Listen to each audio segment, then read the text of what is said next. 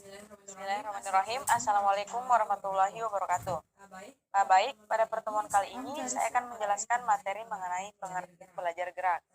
Tapi sebelum itu saya ingin memperkenalkan diri terlebih dahulu. Perkenalkan, nama saya Regina Dubianti dengan NIM 200301501010 dari kelas PJKRC.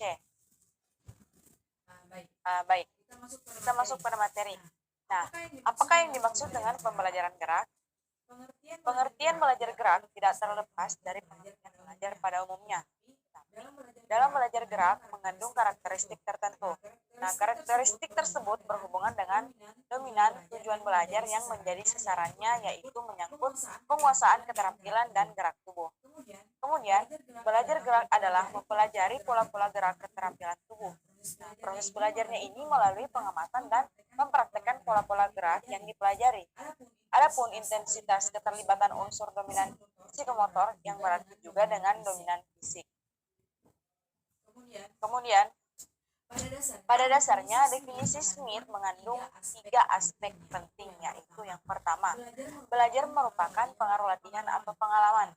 Nah, perkembangan kemampuan memang bisa berkembang tanpa dilatih, namun kemampuan tersebut berkembang misalnya karena pengaruh kematangan dan pertumbuhan, contohnya yaitu keterampilan berlari.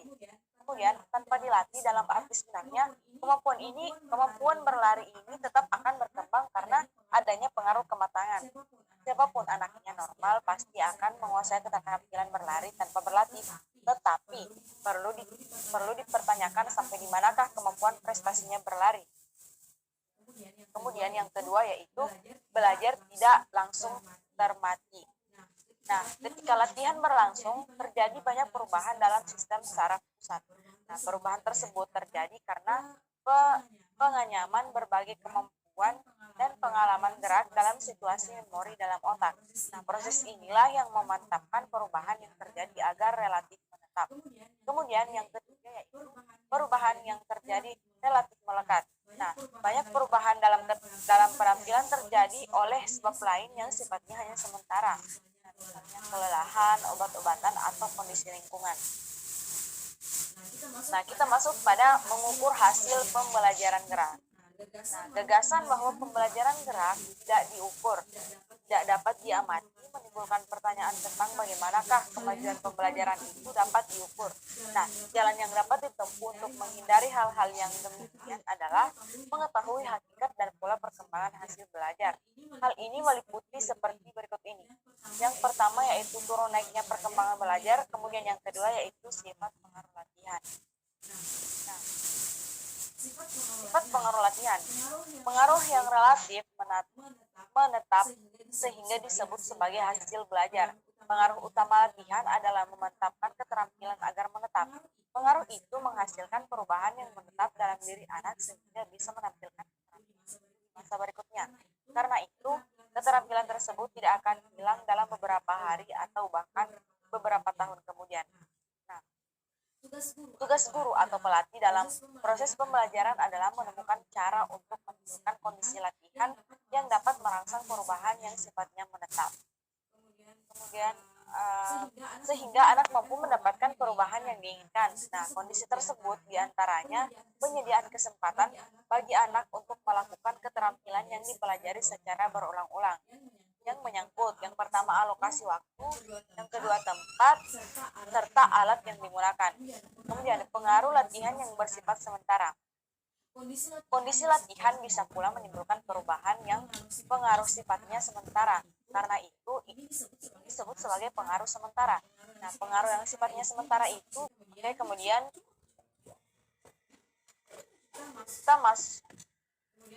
kita masuk pada pengalihan hasil belajar. Nah, pengalihan merupakan aspek penting dari pembelajaran. Hal ini mendukung prinsip praktik yang menyatakan bahwa perubahan terus-menerus yang terjadi sebagai hasil belajar harus digunakan pada saat dibutuhkan. Nah, dengan demikian, dalam pembelajaran gerak, aspek keberhasilan pembelajaran yaitu yang pertama, merancang latihan untuk pengalihan. Nah, ada dua cara yang bisa ditempuh dalam mendesain latihan, yaitu yang pertama pengalihan tutup. Nah, aspek penting dari proses pelatihan adalah sejauh mana ia bergeser ke situasi di luar pelatihan yang menyerupai latihan yang ini umumnya disebut sebagai pengalihan dekat. Kemudian yang kedua yaitu pengalihan jarak jauh. Nah, jika guru atau pelatih mengembangkan keterampilan gerakan umum dengan tujuan meningkatkan kemampuan khusus, ini disebut sebagai transfer jarak jauh. Misalnya, pendidikan jasmani mengajarkan berbagai pola gerakan yang dominan untuk meningkatkan keterampilan siswa dalam berbagai permainan.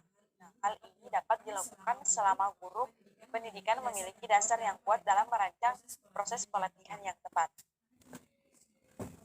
Kemudian, tujuan akhir pembelajaran gerak. Tujuan akhir dari pembelajaran gerak adalah kemampuan penguasaan keterampilan.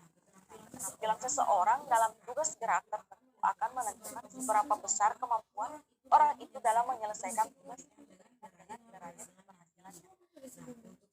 Sampai pada tujuan akhir ini. Pada tujuan akhir tersebut, diperlukan pengetahuan yang mendasar tentang bagaimana keterampilan bisa dihasilkan serta faktor apa saja yang berperan dalam gerakan itu. Nah, pertama yang harus dikuasai adalah mempelajari bagaimana gerakan itu berlangsung. Nah, kedua, hubungan dengan syarat-syarat apa saja yang harus dipenuhi agar keterampilan gerak dapat dicapai dengan baik. Keterampilan gerak dapat dicapai dengan cara latihan atau dengan berbagai keterlibatan dengan berbagai pengalaman. Oke, kita masuk pada rangkuman.